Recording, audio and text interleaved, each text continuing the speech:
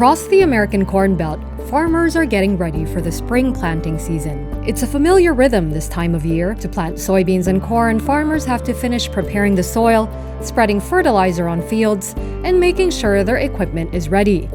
But what they weren't quite ready for was a war in the Middle East driving up their costs. Scott Gaffner, a farmer in Greensville, Illinois, has been keeping track, and a call to a supply cooperative to ask for fertilizer pricing left him stunned at how quickly the prices were moving. He wrote the figures down for that day.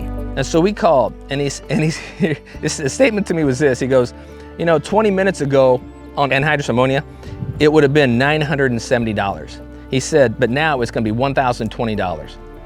For that same commodity, it changed within a 20-minute period of me calling him this morning before you got here. The American Midwest may be 10,000 kilometers from the Middle East, but farmers here are taking an economic hit from the war there. The closure of the Strait of Hormuz and spiraling attacks on energy infrastructure have driven up diesel and fertilizer costs.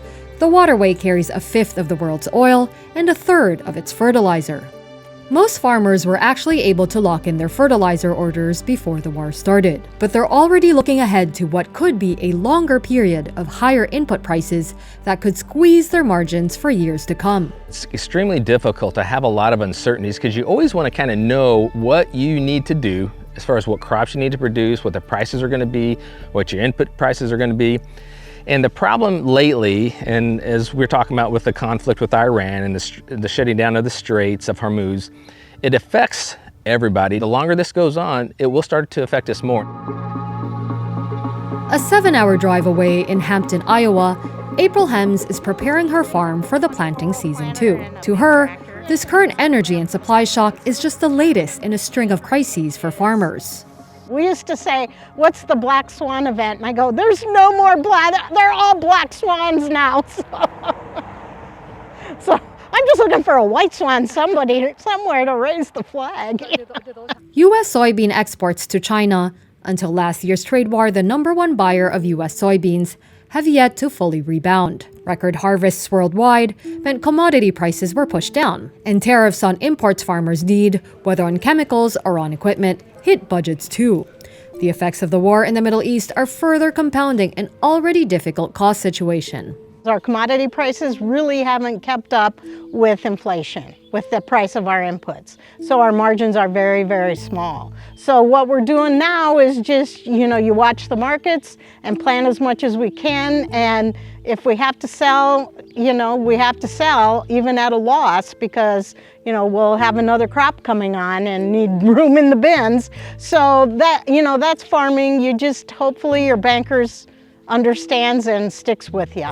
In these parts, farmers make up a close-knit community. A 5-minute drive takes April to fellow farmer Mark Guy. Their families have been friends for generations.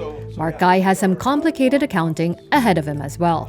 Well, the week before the war started, I did a fuel inventory and figured out how much I would need to buy and was on the verge of calling my fuel broker, and I just didn't get to it.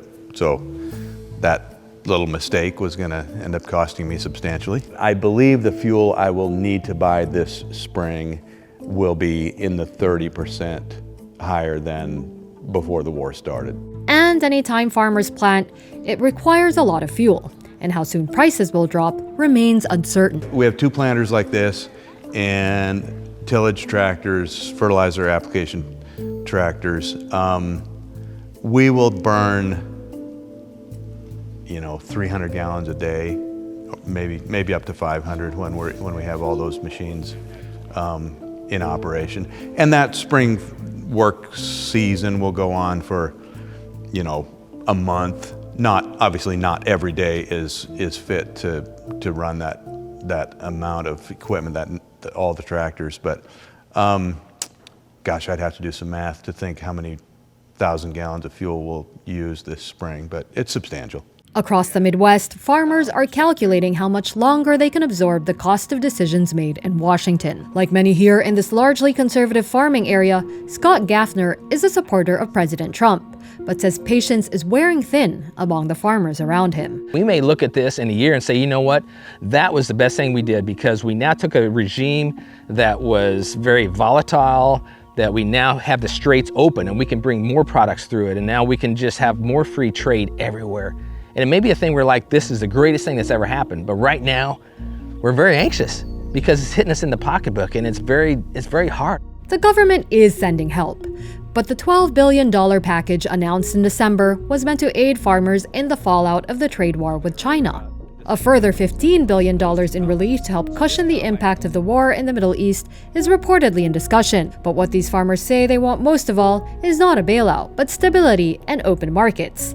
In the absence of both at the moment, they're doing what they've always done: planning, then planting to the best of their ability.